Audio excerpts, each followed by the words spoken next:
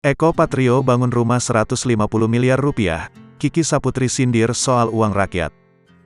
Eko Patrio menunjukkan reaksinya saat disindir oleh komika Kiki Saputri bangun rumah mewah pakai uang rakyat. Kiki Saputri baru-baru ini merosting Eko Patrio soal harga rumahnya yang mencapai 150 miliar rupiah lalu menyindir pakai uang rakyat. Bahkan, Kiki Saputri menanyakan peran Eko Patrio sebagai anggota DPR RI periode tahun 2019 sampai tahun 2024. Pada video yang diunggah oleh Rumpi _Gosip, istri Muhammad Hairi ini terlihat tengah berbincang dengan Eko. Berarti kan Om Eko ini bukan hanya sebagai pelawak, tapi anggota dewan, terus YouTuber juga sekarang. Tapi Om dari ketiga tadi yang mana yang paling enak? Tanya Kiki Saputri dikutip pada Kamis, tanggal 2 Maret tahun 2023.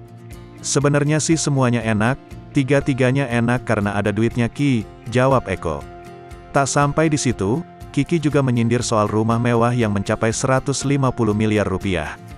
Banyak dari rekan artis yang mengunjungi rumah mewah pemilik nama asli Eko Hendro Purnomo ini sempat viral. Kehidupan Om Eko juga sekarang udah beda, lihat rumahnya yang digadang-gadang sampai 150 miliar rupiah, tanya Kiki lagi.